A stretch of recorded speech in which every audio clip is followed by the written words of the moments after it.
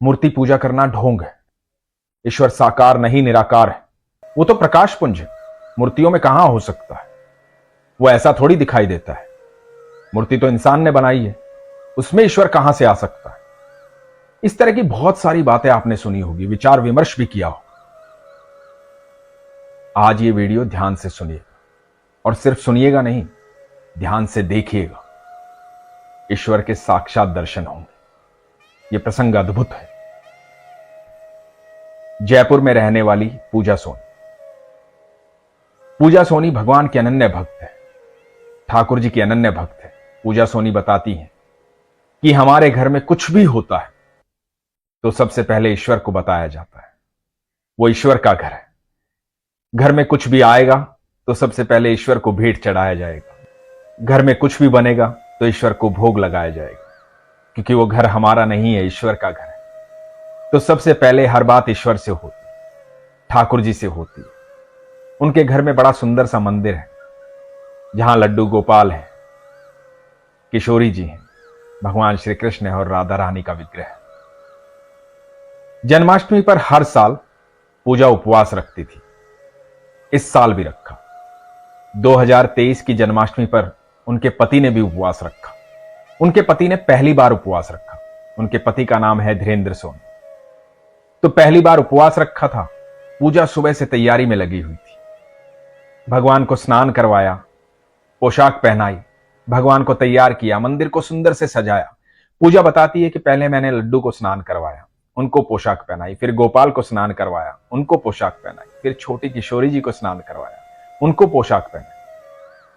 उसके बाद ठाकुर जी को स्नान करवाया, उनको पोशाक पहनाई। इतना सब करते करते पूजा थक गई। बहुत सारे काम थे। 11 साल का बच्चा है उनका, एक बेटा है। तो सारे काम करते करते थक गई। अब बारी आई राधा रानी की। तो राधा रानी के विग्रह को जब स्नान करवाया, उसके बाद उन्हें पोशाक पहनाने लगी, तो पूजा सब जल्दी जल्दी करने लगी। तो पूजा ने पूरी तरह से उन्हें नहीं सजाया, जल्दी जल्दी में सजाया, उनको पोशाक पहनाई। और उसके बाद पूजा पोशाक पहना करके, सबको यथास्थान रख करके, सारे विग्रह स्थापित करके उठने लगी। जैसे ही उठने लगी, उनका सर जो है मंदिर की दीवार में लगा। सर पर चोट आ गई। लेकिन वो इतनी जल्दी में थी और इतने सारे काम थे कि उन्होंने ध्यान ही नहीं दिया। फिर कुछ फोटो खींचे भगवान के, मंदिर के फोटो खींचे, क्योंकि मंदिर सुंदर बना दिया था। बहुत सारे फोटो लिए भगवान के। आमतौर पे लोग ऐसा करते हैं, हम सब ऐसा करते हैं, अपने भगवान के फोटो खींचते हैं। तो भगवान के फोटो लेने के बाद अपने काम में लग गई। इनके पति धीरेंद्र सोनी जी को आज दोपहर में ही अपने काम से आ जाना था, क्योंकि उपवास भी था। तो दोपहर में 3 बजे वो अपने काम से वापस घर आए। पूजा अपने काम में व्यस्त थी। तो धीरेंद्र सोनी जी अपने घर के मंदिर में माथा टेकने गए, भगवान को देखने गए, मंदिर को देखने गए। मंदिर सजा हुआ था, सुंदर लग रहा था। अचानक से धीरेंद्र जी ने पूजा को आवाज दी और पूजा से कहा कि पूजा देखो, ये क्या हुआ? राधा रानी ऐसी क्यों लग रही है? देखो राधा रानी को क्या हुआ? पूजा भाग कर आई। पूजा ने देखा कि राधा रानी की गर्दन मुड़ी हुई है, तिरछी है। पूजा को विश्वास नहीं हुआ। उसे लगा कि शायद मैंने विग्रह को सीधा नहीं रखा है, तो ठाकुर जी की तरफ मुंह करके रख देती हूं, सीधा रख देती हूं, जैसे हमेशा रखती हूं। उन्होंने उसे सीधा रखा, लेकिन गर्दन जो है फिर भी मुड़ी हुई थी। पूजा की समझ में नहीं आया, धीरेंद्र जी की भी समझ में नहीं आया, क्योंकि विग्रह मार्बल का बना हुआ है, गर्दन कैसे मुड़ सकती है? कोशिश की हाथ से सीधा करने की, पर कैसे हो सकती है? मार्बल का विग्रह है, कैसे सीधी हो? मन व्यथित हो गया, व्याकुल हो गया। भाग करके नीचे अपनी भाभी के पास गई। भाभी से जाके बोली, भाभी मुझे लगता है राधा रानी नाराज है। मैं उनको अच्छे से सजा नहीं पाई, जल्दी जल्दी में थी। मेरे सर पर चोट भी लग गई। मेरी समझ में नहीं आ रहा मैं क्या करूं। तो भाभी ने कहा, क्या हुआ? तो पूजा ने बताया कि मैंने सबको 2-2 हार पहनाए थे, राधा रानी को 1 हार पहनाया। शायद वो नाराज हैं, मैंने उन्हें जल्दी से तैयार किया था। तो भाभी ने कहा कि ठीक है, जाके दूसरा हार पहना दे। पूजा ने कहा कि नहीं भाभी, राधा रानी की गर्दन जो है वो मुड़ गई है, घूम गई है, तिरछी हो गई है। भाभी बोली ऐसे कैसे हो सकता है, चल मैं भी देखती। और भाभी ऊपर आई। जब भाभी ऊपर आई तो देखा कि राधा रानी की गर्दन जो है वो सीधी हो गई, वो मुड़ी हुई नहीं है। तो पूजा ने बताया कि भाभी अभी अभी गर्दन मुड़ी हुई थी। तो भाभी ने भी सोचा होगा कि हो सकता है मन का वहम हो। भाभी भी चली गई। घर में पूजा की तैयारी होने लगी, लेकिन पूजा का मन व्यथित था, व्याकुल था। पूजा के मन में यह बात थी कि मैंने राधा रानी को अच्छे से तैयार नहीं किया। तो पूजा ने राधा रानी को फिर से तैयार किया, अच्छे से सुंदर बनाया, विग्रह को स्थापित किया। और जैसे ही विग्रह को स्थापित करके ठाकुर जी के पास रखा तो पूजा बताती है कि राधा रानी मुस्कुराने लगी। यह अद्भुत अनुभव था। पूजा बताती है कि भैया उससे पहले मुझे लगता था कि मैं मूर्ति की पूजा करती। पहली बार यह एहसास हुआ कि नहीं, मेरे ईश्वर, मेरे ठाकुर जी, मेरी राधा रानी यहीं रहते हैं। मैं ईश्वर से बातें करती हूं। हमारे घर में राधा रानी आई, उन्होंने बताया कि मैं यहां हूं, तेरे पास हूं, तेरे साथ हूं। तू ऐसे मत समझ कि मैं मूर्ति हूं। मैं तेरे हर कार्य को देखती हूं, तेरी हर बात सुनती हूं।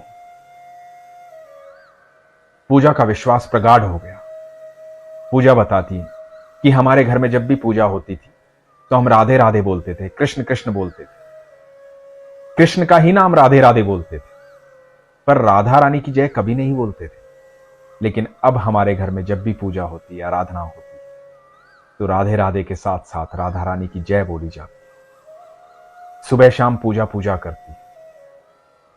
जो लोग ये बोलते हैं ना कि मूर्ति पूजा ढोंग है, वो साकार नहीं, निराकार है, वो सिर्फ एक प्रकाश पुंज है, वो किसी मूर्ति में नहीं रहता, मैं उन सब लोगों को एक बात कहना चाहता हूं।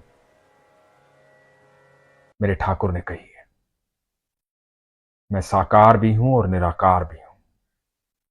मैं कण कण में विद्यमान हूं। अनंत ब्रह्मांड में ऐसी कोई भी जगह नहीं है जहां ठाकुर नहीं है, जहां कृष्ण नहीं। ऐसा कोई कण नहीं है जहां कृष्ण नहीं है। कृष्ण हर जगह विद्यमान है। ये मूर्तियां साधारण नहीं है, इनमें ईश्वर निवास करते हैं, साक्षात होते हैं। और ये पहली बार नहीं हो रहा है। भगत प्रहलाद को हिरण्यकश्यप ने कहा था कि क्या तेरा विष्णु स्तंभ में भी है? तो भगत प्रहलाद ने कहा था कि मेरा ईश्वर कण कण में है, मेरा विष्णु कण कण में है, मेरे भगवान कण कण में है, स्तंभ में भी है। और गुस्से में आके हिरण्यकश्यप ने उस स्तंभ पर वार किया था। और जब स्तंभ टूटा था तो वहां से भगवान नरसिंह अवतार में आए थे। भगवान तो कण कण में है, ईश्वर तो कण कण में है। आपका विश्वास होना चाहिए। आज के बाद कभी ये मत सोचना कि मेरे घर में ईश्वर नहीं रहता, मुझे स्पेशल कहीं जाना पड़ेगा ईश्वर से मिलने के लिए। नहीं, आपका विश्वास जहां भी है वहीं ईश्वर है। आप जहां देखना चाहोगे वहीं ईश्वर है। विश्वास आपको ऐसे नेत्र देता है जिससे आप अपने ईश्वर को देख पाते हैं। आप देख पाते हैं कि आपका ईश्वर हमेशा आपके साथ है। ठाकुर जी हमेशा आपके साथ है। ठाकुर जी आपसे दूर नहीं है। पूजा बताती है कि उस दिन से मेरे पति ने कहा कि अब मैं हमेशा जन्माष्टमी में उपवास रखूंगा, भगवान श्री कृष्ण की, राधा रानी की आराधना करूंगा। उनका 11 साल का बेटा भी भगवान की आराधना करता है। जब ऐसे संस्कार बच्चों को मिलते हैं तो उनकी नींव मजबूत होती है। और यकीन मानना दोस्तों, सब कुछ आपका साथ छोड़ देगा। सब कुछ, आपके सगे संबंधी, रिश्तेदार, परिवार, दोस्त, सब आपका साथ छोड़ देंगे। एकमात्र ईश्वर ही है जो हर पल आपके साथ है और हर पल आपके साथ रहेगा। इसलिए हमेशा कहता हूं, अपने विश्वास को मजबूत रखो, अपना ख्याल रखो। हरे कृष्ण।